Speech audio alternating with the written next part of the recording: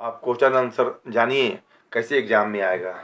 Exam में first question आएगा, देखिएगा, ध्यान दीजिएगा।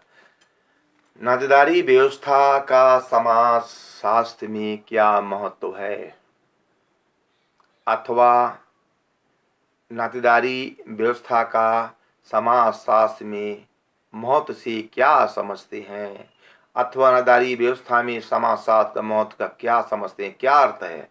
कोई परिभाषा लिखिए। तरह तरह से क्वेश्चन आपको घुमा के पूछेगा। अब इसमें देखिए, परिवार और नातेदारी दोनों ही भारतीय सामाजिक संगठन के आधारभूत साक्ष्य हैं, है ना, साक्ष्य हैं। दोनों ही संस्थाएं एक दूसरे से घनिष्ठ रूप से संबंध रखते हैं। क्या रखते हैं, एग्जाम में लिखिएगा, घनिष्ठ संबंध रखते हैं, है ना।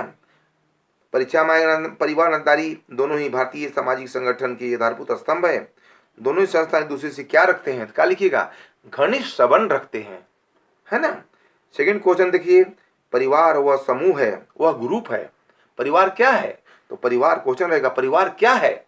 आंसर ये क्या, परिवार वह समूह है, वह ग्रुप है जो रक्त विवाह व गोद संबंधियों से मिलकर बनता है।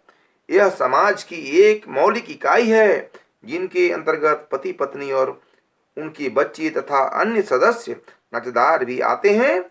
वे सदस्य प्रेम, त्याग और उदासीनता की भावना से परस्पर जुड़े रहते हैं। ये आंसर होगा, परस्पर जुड़े रहते हैं।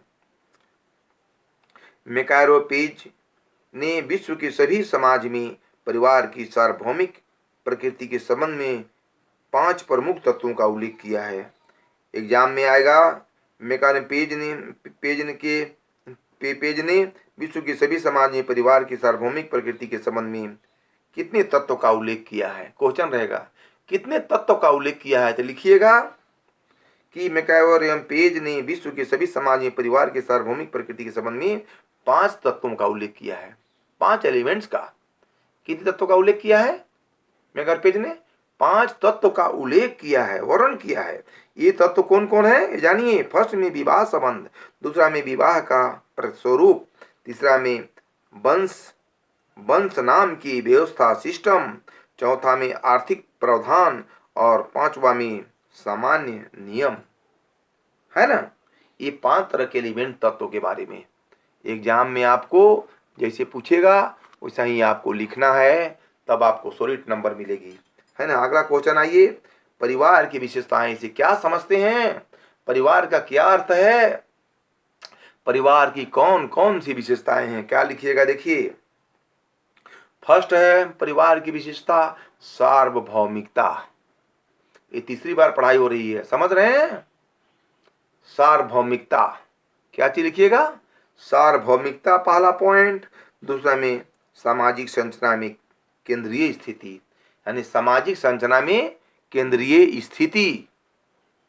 तीसरा में भावनात्मक आधार, भावनात्मक बेस, मन की भावना अच्छा होनी चाहिए, भावनात्मक आधार, भावनात्मक आधार। चौथा है रचनात्मक प्रभाव, रचनात्मक प्रभाव, जैसे किसी प्रभाव के बारे हम बताते हैं तो इसमें रचनात्मक प्रभाव, प्रभाव समझते हैं। जैसे कोई व्यक्ति का देखते हैं, बोलते हैं प्रभाव है, किसी कोई चीज का, किसी भी बड़ा आदमी का प्रभाव, ये प्रभाव शब्द है ना। प्रभाव समझ रहे हैं, प्रभाव का अर्थ, उसमें प्रभाव पड़ता है, इफेक्ट पड़ता है ना, इसी के प्रभाव कहते हैं हम। बात समझ गए, समझ गए, हाँ, प्रभाव। आगे देखिए, सीमित आकार, सीमित आकार भी इसका मुख्य विशेषता माना जाता है, सीमित आकार, है ना। अगला पॉइंट है ये, सदस्यों के असीमित उत्तरदायित्व, सदस्य के बीच असीमित उत्तरदायित्व होता है। क्या होता है, उत्तरदायित्व, मेंबर के बीच क्या होता है, मेंबर के बीच उत्तरदायित्व होता है। अगला पॉइंट है सामाजिक नियमन, समाज में रहना है तो हमको उसको नियम को पालन करना है, लॉ को पालन करना है, सामाजिक नियमन। समझ रहे हैं, समझते हैं कि नहीं, तो पूछिए हमसे आप, सामाजिक नियमन, है ना। 7वां पॉइंट है सामाजिक नियंत्रण का अभिकरण, सामाजिक नियंत्रण का अभिकरण, कंट्रोल का, सोशल कंट्रोल, सामाजिक नियंत्रण, सोशल कंट्रोल, सामाजिक नियंत्रण का अभिकरण, है ना। समाज में हम रहते हैं तो हमें कंट्रोल से रहना चाहिए। कंट्रोल की बात आती है समाज में, हर कोई से गलती हो जाता है समाज में, लेकिन एक कंट्रोल की बात होती है। बात समझ रहे हैं? कंट्रोल अगला पॉइंट है, कंट्रोल साधन है। अब देखिए, हो गया इसकी विशेषताएं, सार्वभौमिकता, सामाजिक संरचना में केंद्रीय स्थिति, भावनात्मक आधार, रचनात्मक प्रभाव, पांचवा सीमित आकार, छठा सदस्यों के सीमित उत्तरदायित्व, सातवां में सामाजिक नियमन, छठा में, और आठवां में है सामाजिक नियंत्रण की अभिकरण साधन। अब अगला क्वेश्चन आइए, आधुनिक समाज में सामान्यतः परिवार के मुख्यतः कितने रूप पाए जाते हैं? क्वेश्चन आंसर में लिखिएगा, आधुनिक समाज में सामान्यतः परिवार के मुख्यतः दो रूप पाए जाते हैं, है ना। दो रूप पाए जाते हैं। कितने रूप? दो रूप पाए जाते हैं। कौन कौन भाई? एकाकी परिवार और संयुक्त परिवार। एकाकी परिवार यह एक ऐसा प्राथमिक समूह है जिसमें पति पत्नी और उसकी अविवाहित बच्चे सम्मिलित होते हैं। और संयुक्त परिवार में सामान्यतः भारतीय समाज में परिवार का अर्थ संयुक्त परिवार से होता है। संयुक्त परिवार का संबंध परंपरागत एवं कृषि आधारित अर्थव्यवस्था से है। इरावती कर्वे के अनुसार संयुक्त परिवार ऐसे व्यक्तियों का समूह है जो एक ही घर में रहते हैं, एक रसोई में पका भोजन करते हैं, जिसकी संपत्ति का स्वरूप रूप से एक होता है, पूजा आदि में सुंदर रूप से भाग लेते हैं तथा किसी न किसी रूप में एक दूसरे के संबंधी होते हैं, और कमाई का सारा एक खाता में अकाउंट में जमा होता है, और जब पूजा पाठ होती है तो एक जगह एकत्रित हो जाते हैं। समझ गए बात को? एक जगह क्या होते हैं? इकट्ठा हो जाते हैं, एकत्रित हो जाते हैं, जमा हो जाते हैं। परिवार में यूनिटी होता है ना। और 3 पीढ़ी के लोग रहते हैं इसमें, ज्वाइंट फैमिली में। कई पीढ़ी के? 3 पीढ़ी के लोग रहते हैं।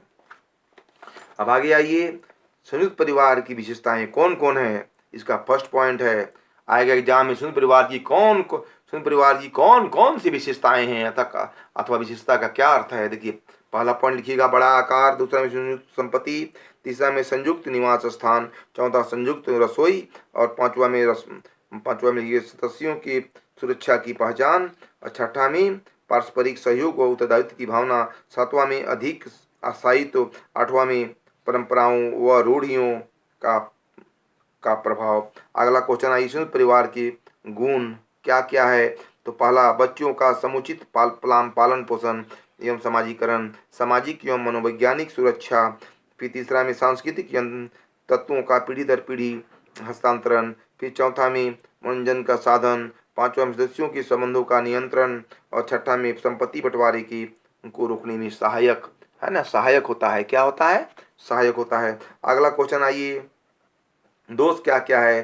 सदस्यों में संघर्ष को बढ़ावा देना, सामाजिक सुरुचियों को प्रथाओं को प्रश्रय देना, और व्यक्तियों के विकास में बाधा उत्पन्न करना, सदस्यों में कर्तव्य उदासीनता की भावना का प्रभाव डालना, और आवास की समस्या, है ना। अब संयुक्त परिवार के विघटन के कारण क्या क्या है?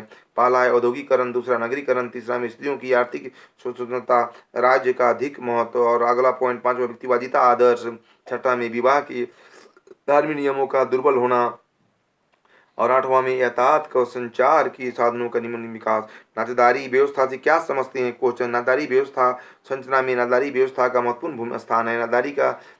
नातेदारियों का अधिकारों एवं कर्तव्यों की व्यवस्था के घनिष्ठ संबंध होते हैं। और